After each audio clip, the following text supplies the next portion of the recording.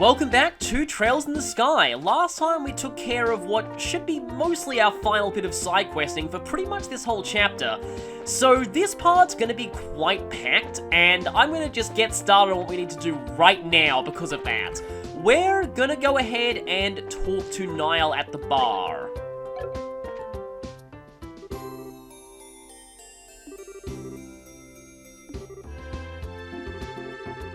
And you've certainly been waiting for him for quite a while, thanks to all those side quests. But yeah, it's typical RPG take your time syndrome.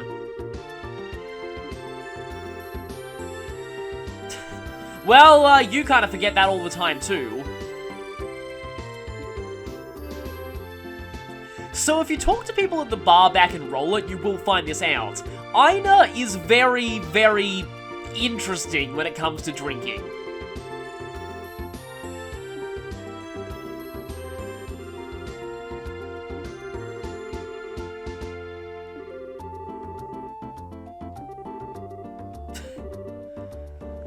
Well, back to the guy that we were actually talking to.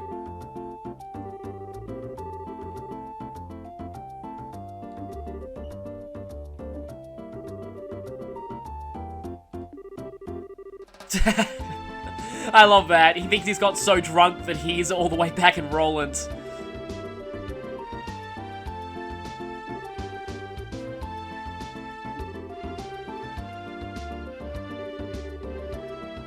Another amazing line.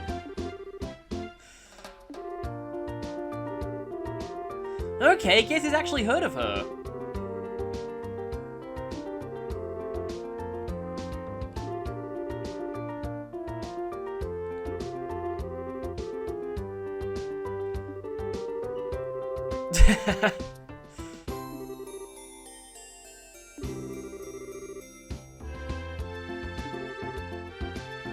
Yes, we did. Sure you were. Sure. Well, we're both in the same boat there.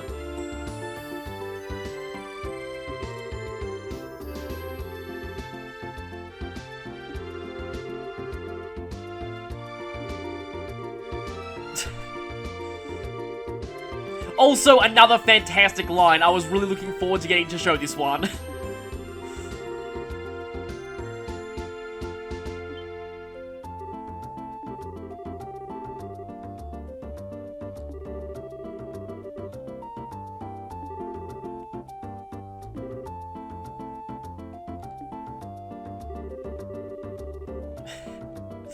Yeah, he's quick to turn around.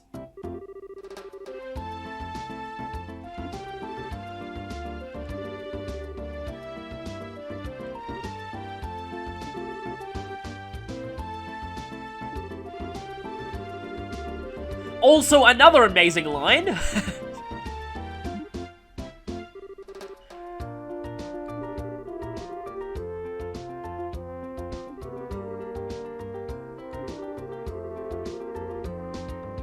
Yeah, remember that back at the end of the prologue, we actually caught them saying something big had happened in the Bose region. They were heading there. They must have known about the hijacking before we did. Well, at least Niall's honest about himself.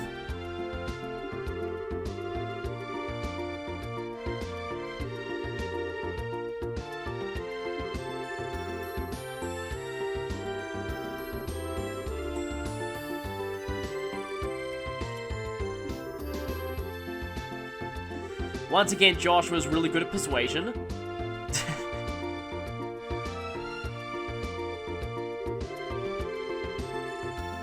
So yeah, I said that we'd be going there eventually for the plot, and this is why.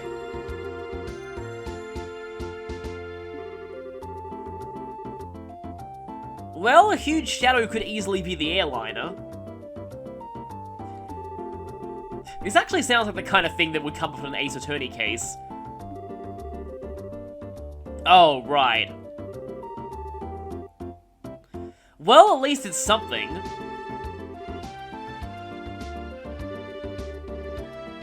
So, back at Ravenue Village, you might have actually seen some hints as to who that kid is.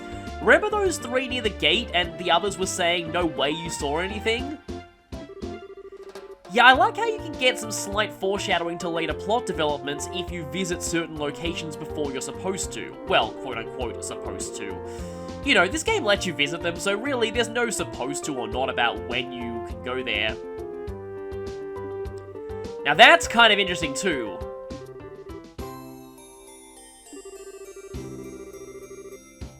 Well, that should be pretty obvious from the name.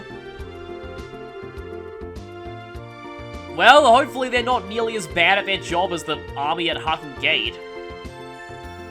Maybe that was the guy the soldiers back at the Garoon Gate were talking about. So what you're saying is we don't really need to do anything.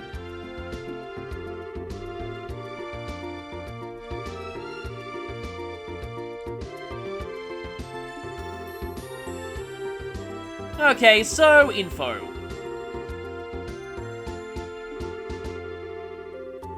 Didn't you say you like to verify your sources before printing them? You told us that in the previous chapter.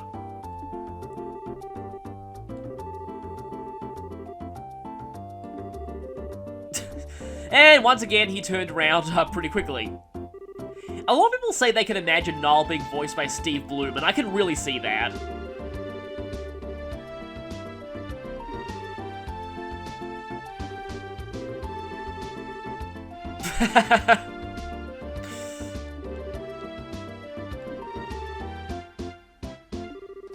If Joshua was a D&D character, I'd imagine him having pretty high charisma.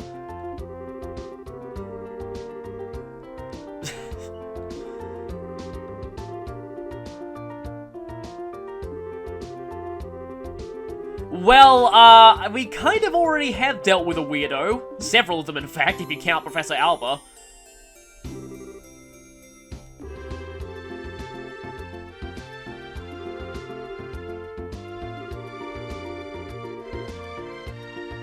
Thing is, though, this is a video game. Rumors are never just nothing.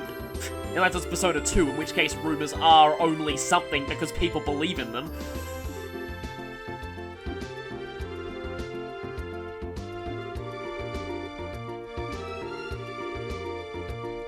So, our next destination is Ravenue Village. Before then, though, this guy here always has interesting things to say after every plot beats. And this time is no difference. We actually heard about that talked about in the LeBeau News, but to most people they're just fairy tales. Well, that's pretty convenient.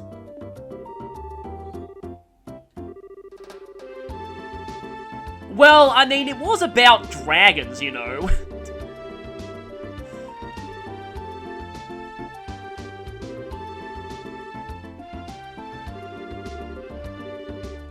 And he doesn't really have any more leads. Now, right after going and talking to Niall there, if you go back and talk to this guy at the Anterose restaurant, he seems to be a little bit bothered about something. This might be one of those foreshadowing to later plot developments that you'll notice if you go back and talk to NPCs at every opportunity, that's a mouthful, that I was mentioning earlier. So, speaking of going back to places, if we go to the Bracer Guild right after talking to Niall, there are actually 2 new quests here. Now, this one will be taken care of on the way to plot progress later anyway, so I don't care about it now. Escort request. Time short. Yeah, this quest is incredibly annoying. You pretty much have to do it after talking to Niall, but before going to Ravenue Village for the plot. So, yeah. Let's head to the hotel and accept that. Where is the guy who gave that quest? I'm forgetting exactly where he is. Yeah, here he is. I knew he was on the bottom floor somewhere. So yeah, I said this part would be pretty packed. We're going to be taking care of this side quest on the way to plot, because like I said, this is pretty much the one chance we have to actually do it. It's another one of the very easily missed quests, so yeah, check the Bracer board every single time you can. Huh, this guy's name is one half of Linhart. And I guess one portion of Reinhardt as well. Obviously we're going to accept. So, we need to go to the Crone Mountain Trail, which is a place we actually haven't been yet. But fortunately, we only need to escort him half the way there. If we had to escort him the full way, we'd actually need a pass to cross the border over there.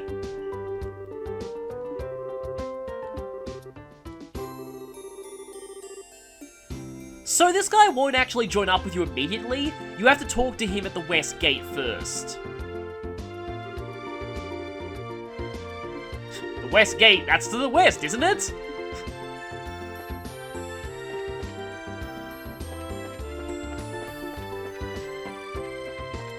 Oh, I guess I can talk to you two as well. And once again, I have blocked an NPC! Mwahahaha!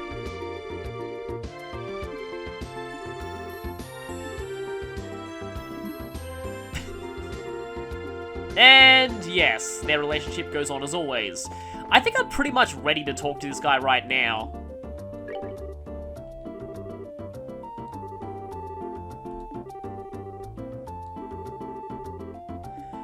So, basically we have to go as far west as we possibly can at this point in the game. All the way to the end of the West Bowes Highway, and there's nothing new for us here, so I'll just see you when I'm there. Okay, I accidentally ran into some Shining Poms. And they all ran away. Oh, I was gonna try and demo Shadow Spear on them. Okay, so here we are at the entrance to the Crone Mountain Trail. There are actually 2 chests here that we haven't got yet, so there were 2 reasons to come here. This place is kind of weird because you can't rotate the camera at all. And chests are very often hidden by trees in this area, so you want to comb it pretty thoroughly. Okay, there's a Boiled Egger R. We've actually already fought those things in the Master Cryon fight, so I don't really feel the need to go out of my way to fight them now. Nothing there. You want to check every nook and cranny, obviously. Now, I should also mention you might want to save before heading down the middle of this place. Oh yeah, these scorpions are now basic enemies. In fact, I should probably fight... Well, the game's going to do that for me. Fight one because, well, yeah, they're considered separate enemies for the purposes of the Monster Notebook than the side quest ones. They're a lot weaker than the side quest ones, too.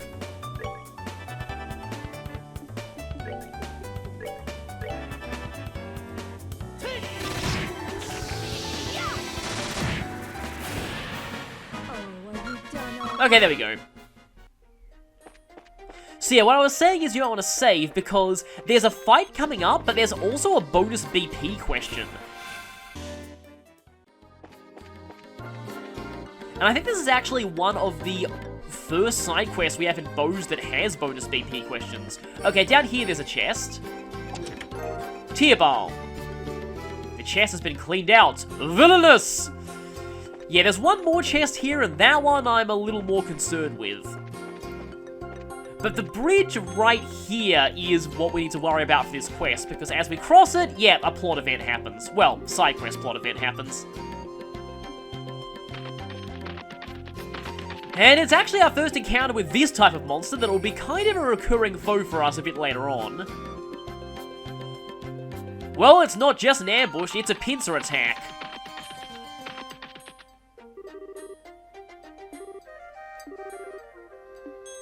This was what we're being paid for, after all. So for this one, you have to choose charge through the front to get the bonus BP, actually.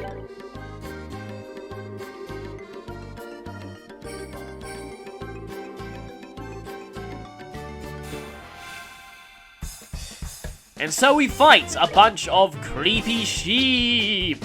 They're kind of weak to all elements, and they're honestly not that bad. I can't use Flicker, that's annoying. Let me see if I can... I'll center this on you to see if you move forward and catch another one in your range. Yes, they really did make that pun. They have an attack that is called Bad Touch. And they can also put you to sleep just by hitting you, which is kind of strange. They also have this one other attack that's also pretty funny. Yeah, the good thing is this is one of those games where getting attacked immediately snaps you out of sleep. And also good news, the re-enemy is going to get caught in Hellgate right now.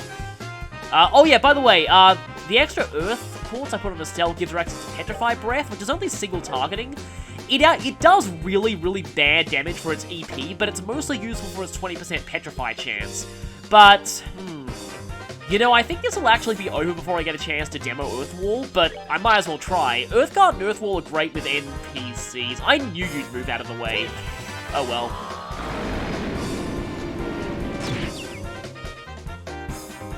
I mean, this could... Actually, no, one of the sheep will survive, at least. But 3 of them are down. Along with the Pobs, creepy sheep are kind of like one of this series' most, like, iconic recurring monsters. And yeah, this is Earthwall. Earthwall makes everyone within its AoE immune to the next attack that hits them. Well, that isn't a debuff like that. So, yeah, it's only 30 EP, very quick to cast as well. And it only requires 4 Earth elements to actually use. If you have one of your characters just a dedicated Earthwall user and just constantly spamming that, as long as you have EP to spare, you're basically invincible. So, yeah, Earthwall is pretty crazy. And now we have to do a second fight. Which is pretty much identical to the first fight, so, yeah. Huh. I actually want to save Joshua's EP a little bit, because we're gonna have, let's just say... a monster chest later on, I'll just outright say it. Okay, good, Estelle's not down. Except if I... Do I have any items that cure sleep? Not exactly.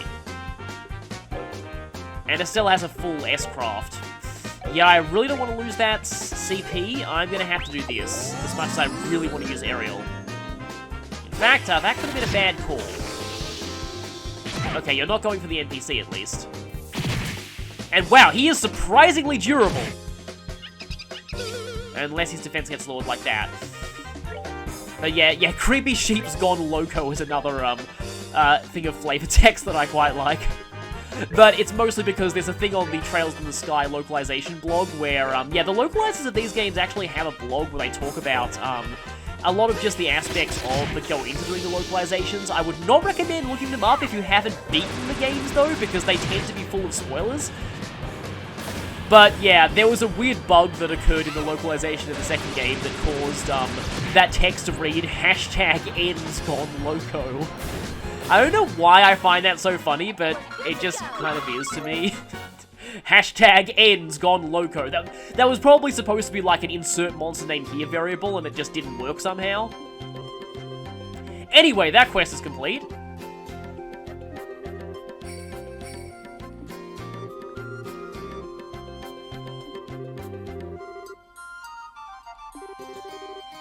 Well, you're actually something else too. Again, like I said, you're surprisingly durable for an NPC.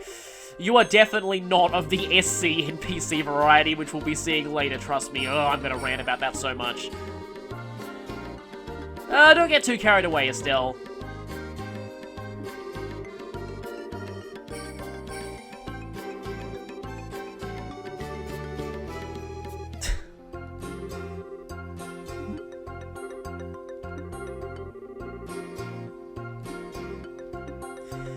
Be extra careful until we arrive there is right, which means what we're going to do is actually get a monster chest on the way, and that's not going to be good with an NPC to protect, but I'm insane.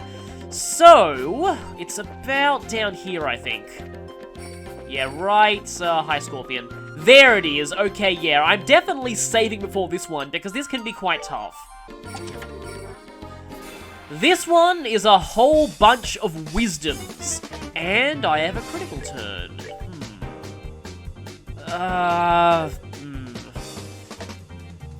That's really tempting to go for Estelle S-Craft, but I really want to use Hurricane with her and try and get Petrify on one of these. I guess I'll actually take this one with Shara.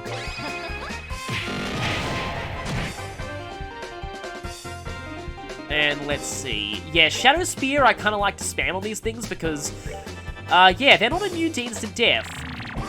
And considering they heal themselves every time they hit you, instant death can be a good way to deal with them. Please tell... Okay, good. The NPC is not being targeted. The other good way of dealing with them is doing this and hoping that at least one of them gets petrified. Okay, one of them did get petrified. That's good. Now can we get instant death? Please let us get instant death. No. Which means we run the risk of one of them getting instant death. Okay, that's not instant death, but that was really painful. Please don't be instant death. Oh, just barely not instant death. Okay, you didn't go for Estelle. Yeah, that could have been bad. This is also not good. I don't need to worry about the Petrify one at all, by the way.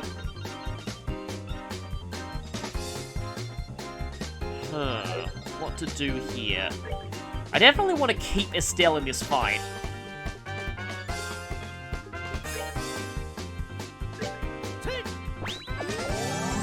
That's probably not enough HP. Who are you targeting? Okay, just Shara. Normally that would be a really bad thing, but, yeah.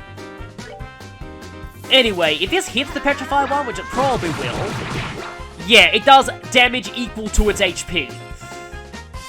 Oh boy. Absorb nutrients is not terrible, but, I don't even have enough CP for Vine Whip anyway. Yeah, Shara's probably going to go down right here.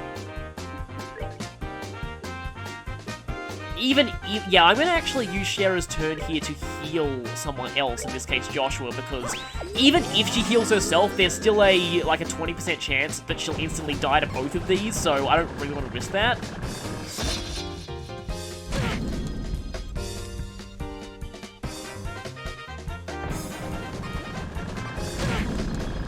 I'm kind of surprised that I have never seen the instant death chance of Shadow Spear at all in this game so far. Okay. Let's hope that I'm positively tempting fate with that.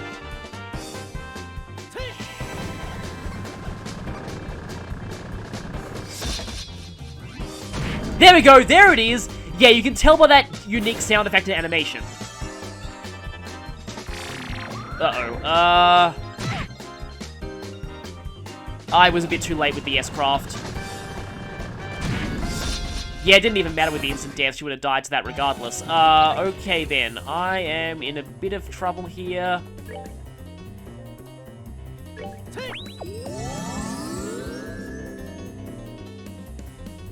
Okay, nice dodge there. Wow, nice double dodge there.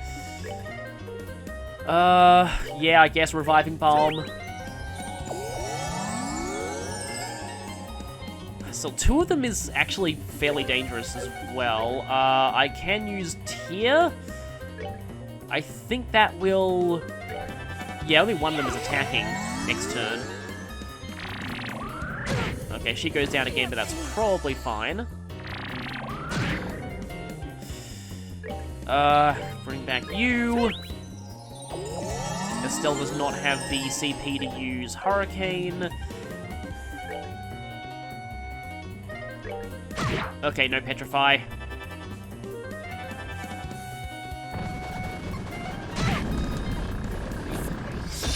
Okay, don't want that going off on a crit turn.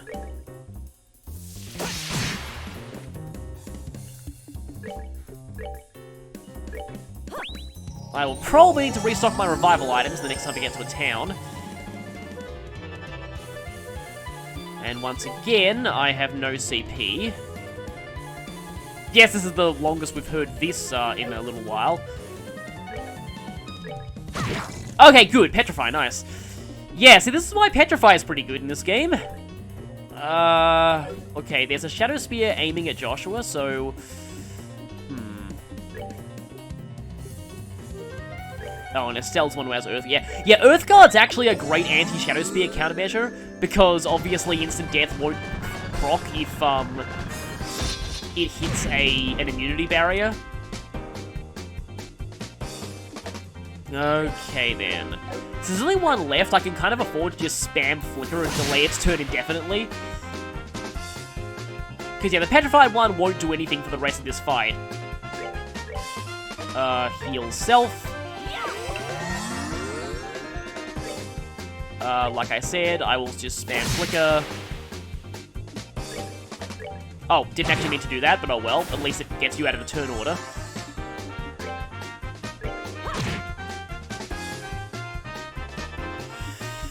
Yeah, it's probably dead. There we go. So that was touch and go for a bit, but I kind of had it covered, mostly. Wow, of course, you wait ages for an HP 2 quartz drop, then 2 come along at once. What did you expect to find in here? Well, not a whole bunch of wisdoms, that's for sure. So this side quest isn't actually considered complete until we get to the other end of the mountain trail, which is right here. And this is where another bracer will be taking over for us, thankfully. There isn't much that we could do at this checkpoint, but it's good to remember it for later because it will be important at some point.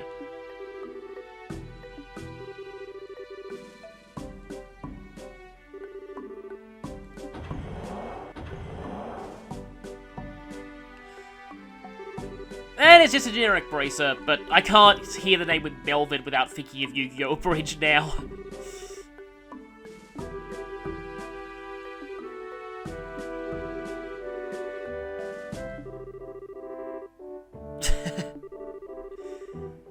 Well, hopefully one brace is enough to get him there.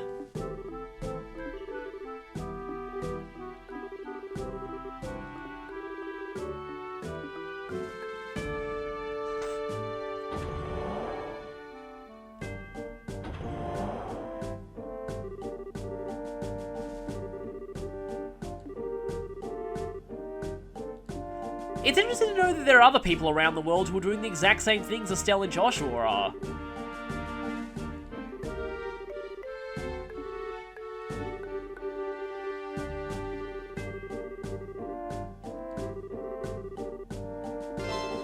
Well, before we do that, we have some actual plot to cover, but first, I'm pretty sure there's a free heal point. Yes, there is. I will take that.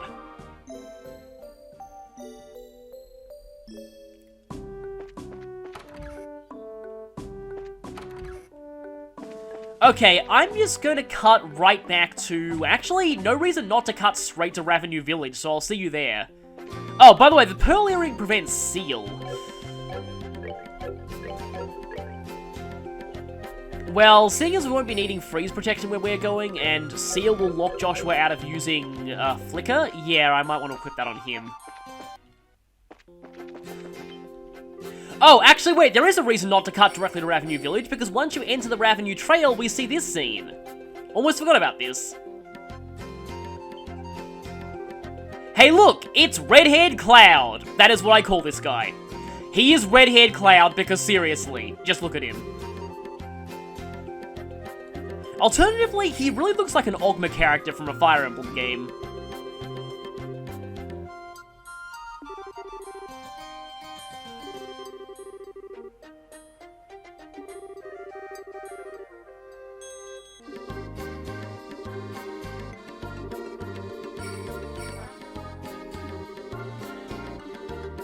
Yeah, that's very true.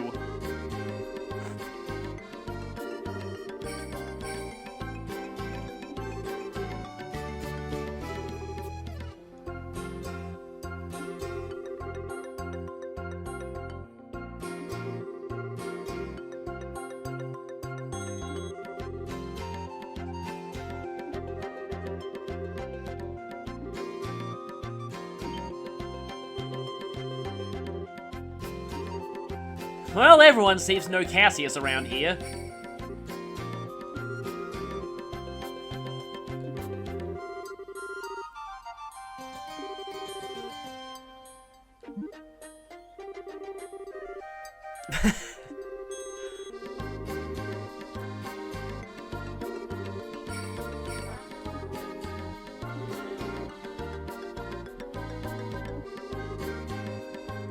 That's Sonic's theme song. From the Dreamcast era games, which is kind of funny. Actually, they're doing pretty good work for themselves. I'm sure Shira alone would be pretty terrible at handling this situation.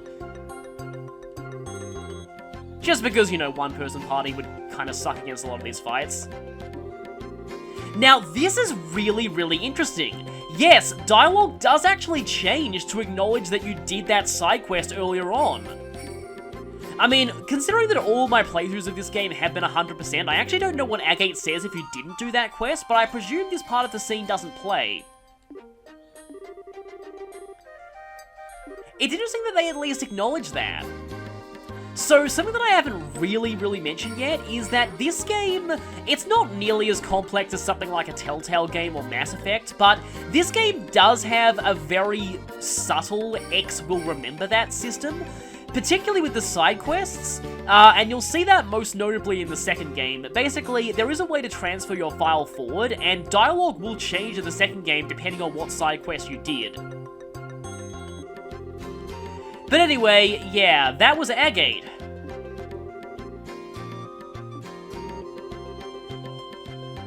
Pretty true.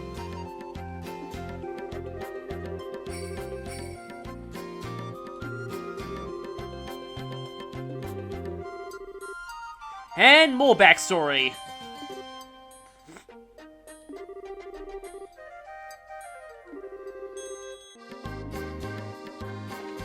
But yeah, Agate, the heavy blade. Does that mean that he gets +1 special cooldown per attack if his strength is 5 or more higher than the enemy? Okay, so Ravenous Village. This time we're actually here on, well, we were here on business last time, but now we're here on official plot business. So we need to find that kid who said they saw a shadow. Actually, people wouldn't be suspicious. The Elder said that we'd always be welcome here. So, one thing has changed considerably since we last came here.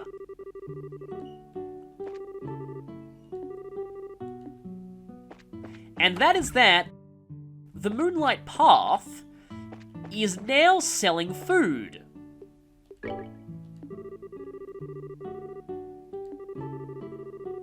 Let's not have Shara try that just now. So yeah, they weren't actually open for food last time.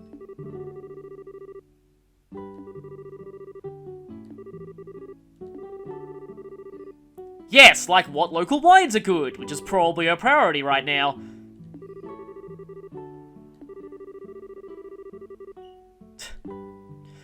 Anyway, though, those two items are actually not what they sell here. They sell fresh juice, which I'll just get one of. Cures petrify for some reason. And especially this thing right here, apple ice cream. Only heals 300 HP, and actually, it's not that cost efficient for that much healing. We want to learn the recipe for apple ice cream immediately.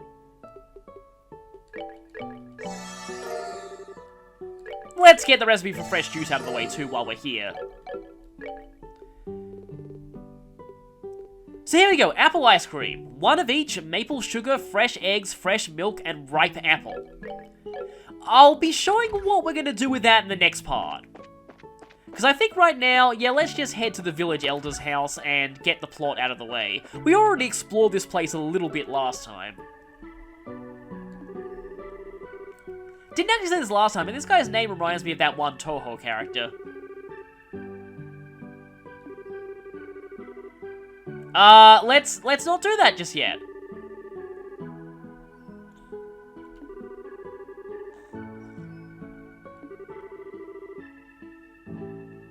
Yeah, I feel like his dialogue is different if you haven't been here before, so that's another kind of cool thing about this game.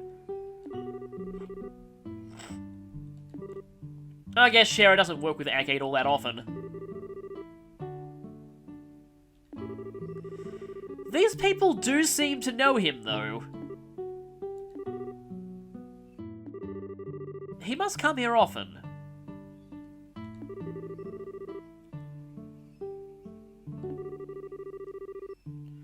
And yeah, this dialogue must be different if you didn't do that earlier side quest.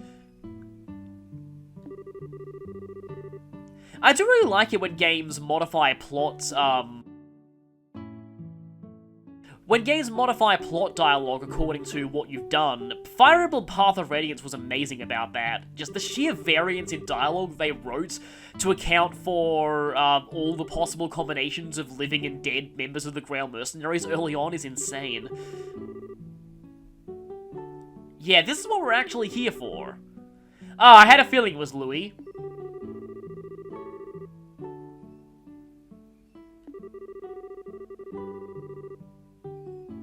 True, but it's worth checking out anyway.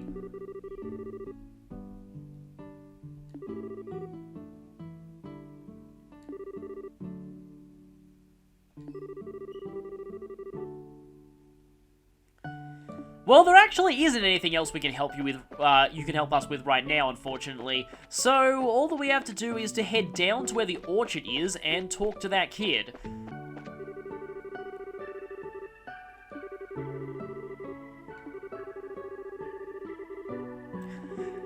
So, this guy actually has family back in Bose. I'm pretty sure it's the lady who runs the hardware store in the market, so that's interesting to know. If you keep talking to them at various points during this chapter, they actually have a little side story going on. But here we're mostly concerned with Louis.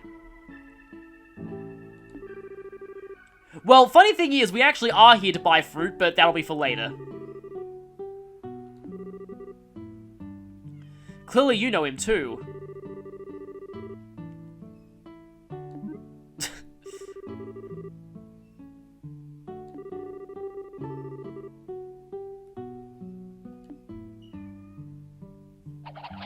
And nice use of stock battle animations here.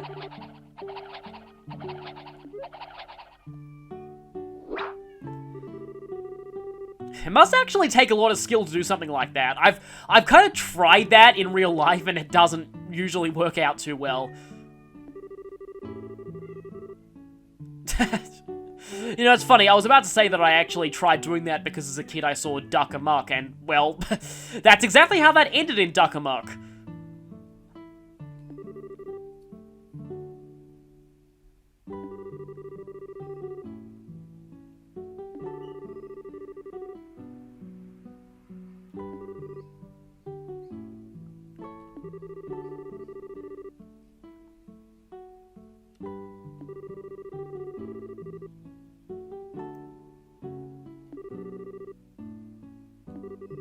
And so, cue Ace Attorney testimony theme, I guess.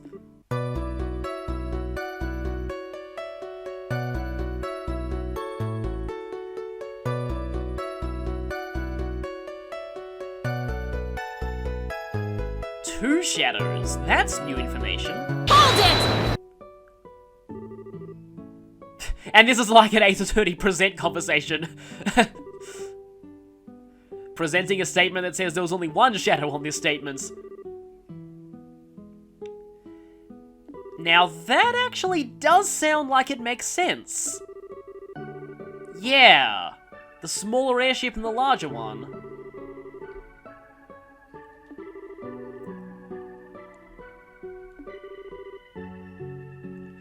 North, huh? Okay, but that leads to a locked gate. And the old abandoned Septium mine.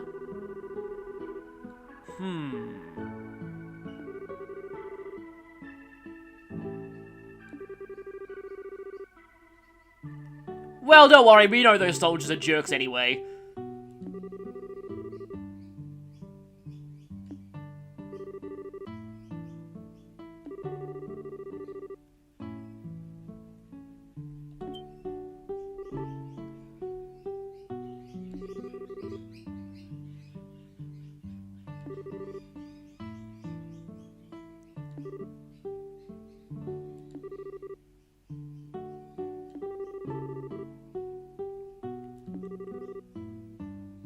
Well, Joshua does too.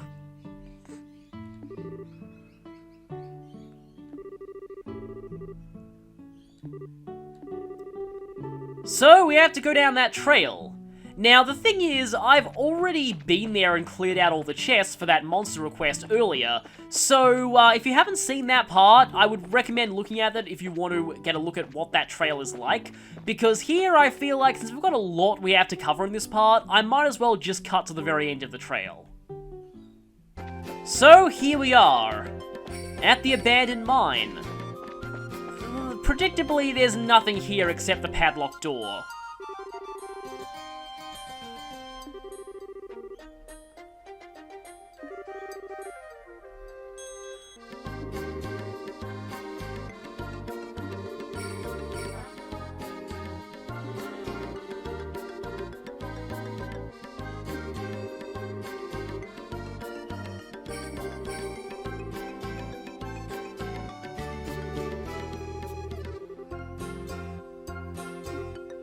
Or are you?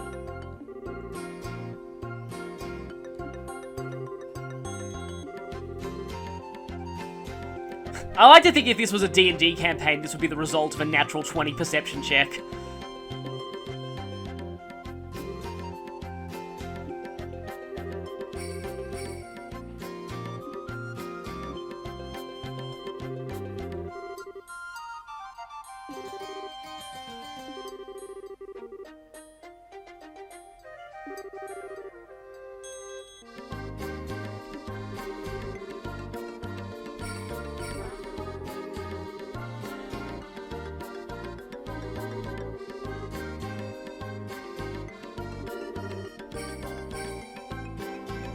Yeah, if they didn't come in through here, they might have actually come in through somewhere else.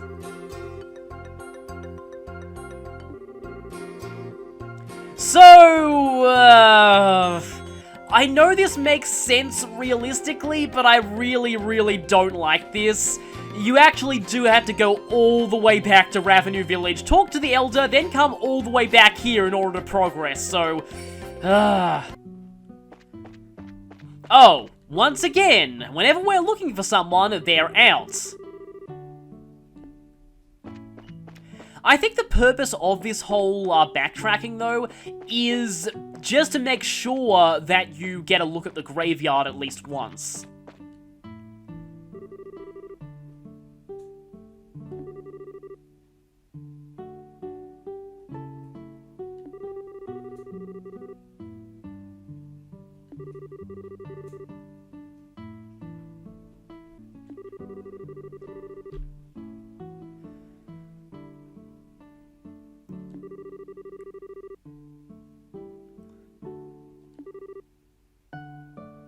Yeah, I suppose since this place supplies a lot of the food, it would get attacked in a war.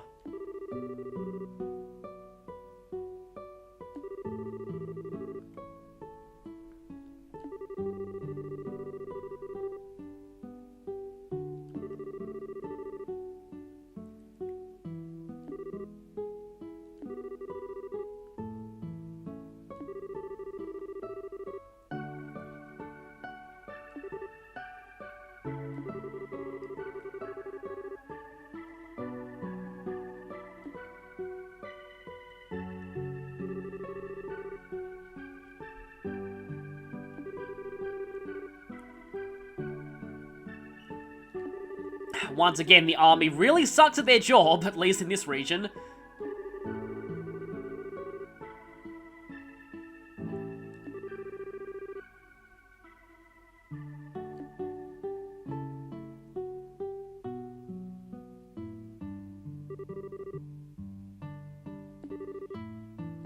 Yeah, good thing you didn't lose that.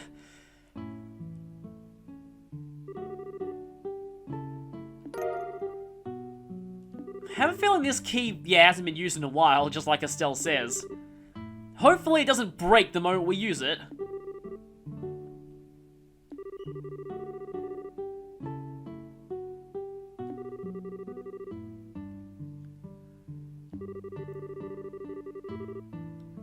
Yeah, you're pretty much one of the first cooperative people we've really dealt with in this whole region. Well, the mayor too. Huh, there's a moose head on the wall, I just realized. You don't really see any creatures like that in any of these games.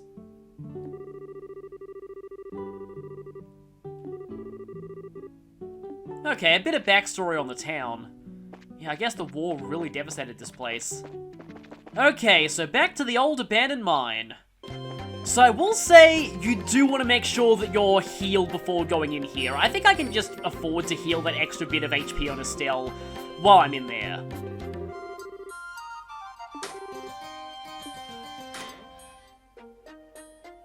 And Padlock is now on the ground. Yeah, it looks kind of awkward down there model-wise. It doesn't really look like it's fully touching the ground, but oh well. Anyway, we do have to stay alert, because in here we have the old Ravenous abandoned mine. Now, this place is kind of complicated and very maze-like, so you'd think they'd hide treasure chests here, right? Actually, no. There are no chests in this entire abandoned mine. You can head straight to the exit, and yeah, that's all you need to do. However, I want to at least fight one of these enemies before we go, because remember I said the second type of crab has one of the best enemy names in the game? Murder Crab! I love that name so much, but I think I'd rather fight an easier batch.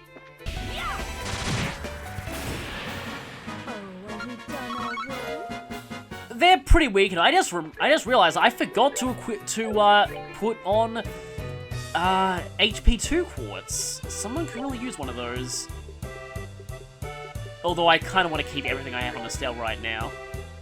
Okay, so as it turns out, I actually haven't put HP 2 on anyone, just because we don't really need elemental coverage for the fight that's coming up, so I've just got Cast 1 and Action 1 on Joshua, and Cast 1 and Action 1 on Shara. Okay, no, the way out is actually this way. That other way is just entirely a maze of dead ends. Yeah, I'm really surprised they didn't hide any chests anywhere in this place, because it seems like the perfect area, and it would give all these dead ends an actual purpose, but I suppose if this mine was abandoned a long time ago, it doesn't really make sense for there to be treasure chests in here. Okay, just gonna quickly top up HP here.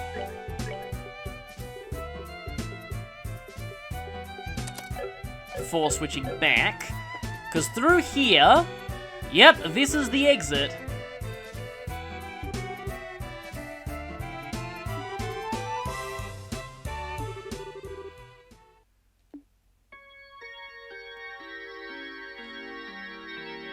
We've actually done it. We did what the army couldn't do. We found the lost airliner.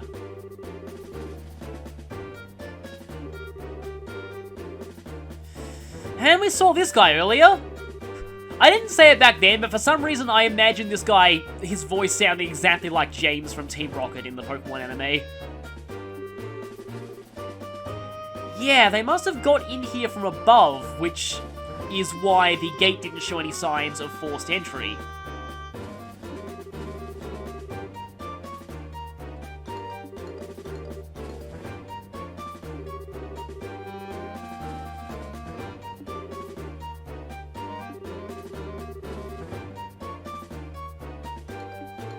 Let's not rush it, though.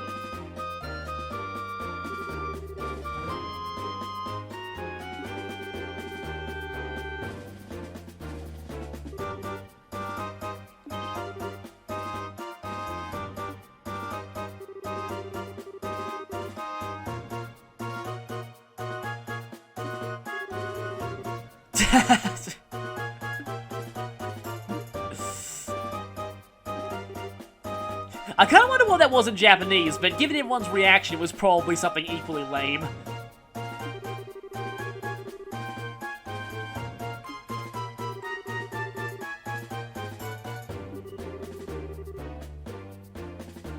Hang on, and what?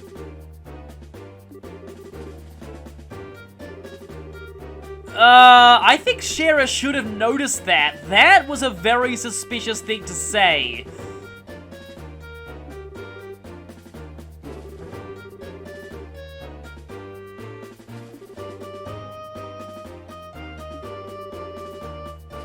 Huh. Well, something's complicated here, but first we have a fight on our hands. It's time to face off against Kyle. And he's not going to use his main attack here. So equipping poison-resistant accessories is also useful here because the Sky Bandits, like in the prologue fight, can poison you. Let's see, how many can I catch in aerial? Quite a lot of them.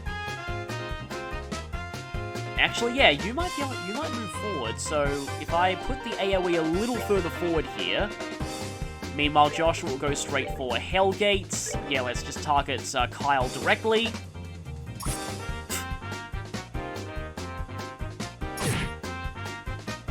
Okay, now I think Estelle can actually catch everyone in aerial, or I could go for Morale, or I could go for Earth Wall.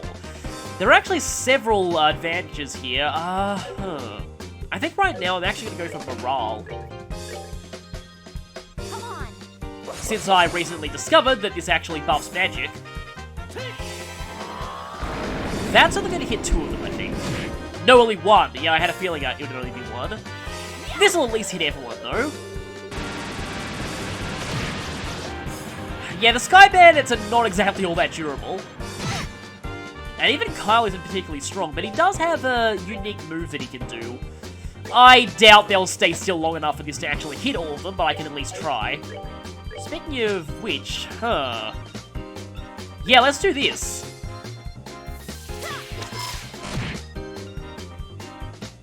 None of them actually went down there, but still. Wow, I actually am gonna get all of them. Thank you, AI, for cooperating. And I got a chest drop from one of them. That means that I just secured myself a poison quartz. You'll have plenty more opportunities to get that later, but yeah, wow, I really didn't give this guy a chance to show what he could do. So, what Kyle could do is he has a craft where he pulls out a bomb, and a few turns later he'll throw it as an AoE attack that can inflict blind. Of course, that doesn't really matter because he's gonna get whacked in the face. We're good to go. Yeah, that monster chest earlier was more of a threat. Yeah, we did actually get a poison drop, nice.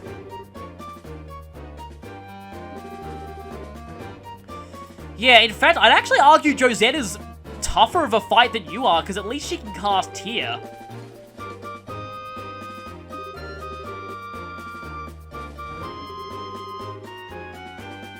Obviously, though, this is far from the last fight with these guys.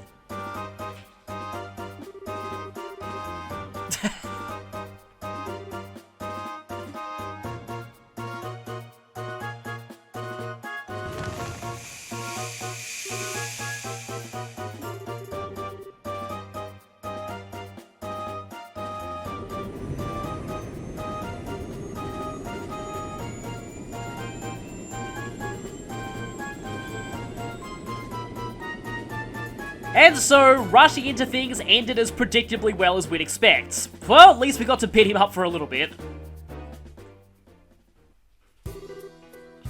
That is probably the smoothest I've ever had that fight go, by the way. They all just bunched right up together just as Joshua was using Hellgate. Yeah, that was... yeah. Boss fights do get a lot more involved in this game later, trust me. The early game bosses are kinda jokes.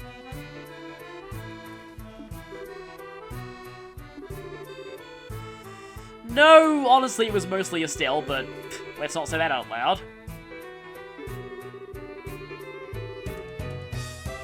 Yeah, they left the airliner behind after all.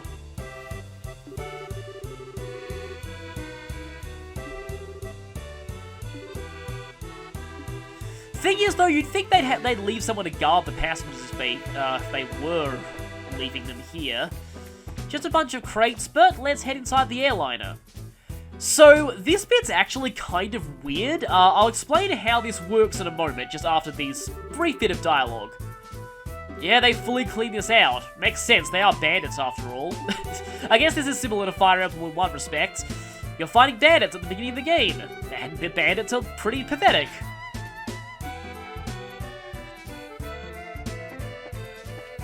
So, yeah, thorough investigation. Funny you should say that. There are things that we can investigate in every room, but if you're speedrunning, for the purposes of advancing the story, all you need to do is enter every part of the airship at least once. So, yeah, thorough investigation just means walking into each room and then walking back out again. But for the purposes of this video, I can at least examine a few things. I'm sure most kids dream about sitting in the pilot seat of an aeroplane. I like how we can actually see the area outside the window there. That should be all there. This looks like some kind of lounge.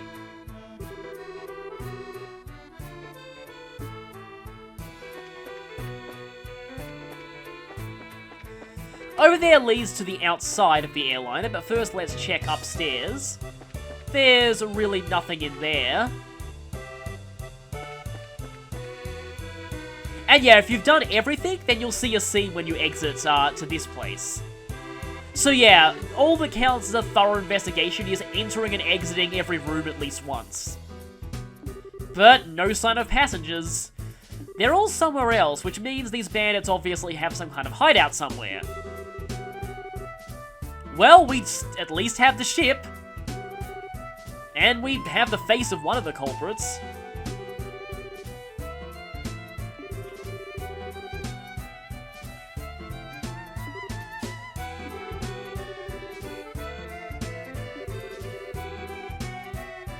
Obviously, that'd sell for quite a lot of mirror. Interesting. Well, that makes it certainly a good renewable energy source.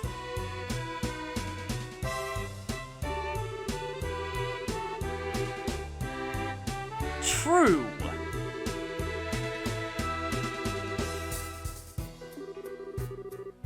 Now, a bonus BP question is coming up, so be careful here.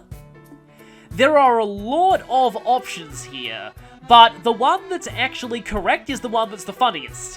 Which normally isn't true, but yeah, ditch the Linda because their hideout is somewhere weird. It's said in a very Estelle-like way, but she does make a good point.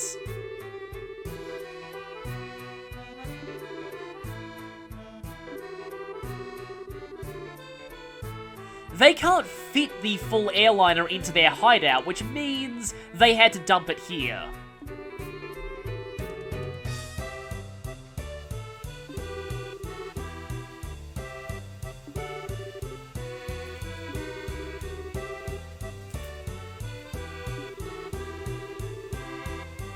Actually, very true. We have been every single place we can reach by, well, apart from Valeria Shore, that we can reach by foot, but that place is definitely not where they hid the Linda. So... yeah, I guess that's our only option right now.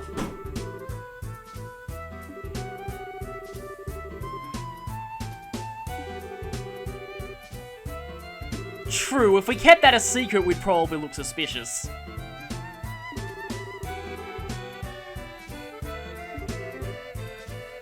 You do often have to cooperate with people you don't exactly get on with in this line of work.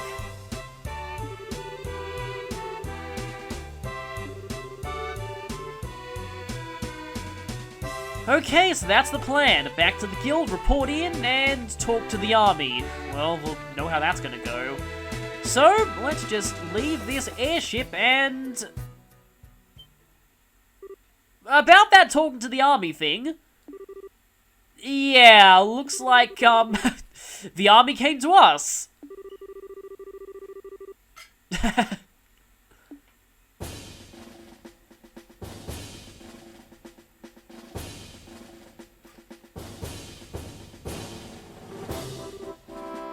And of course, why is it that the law enforcement / other forces always find you right when you're walking out of somewhere that criminals have robbed and ransacked, and yeah, you're looking suspicious and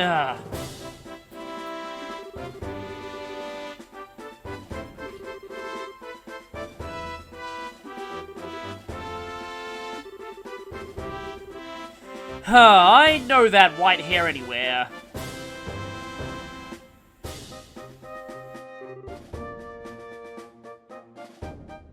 Unfortunately, we had the misfortune of antagonizing this guy earlier, so I don't see this ending well for us.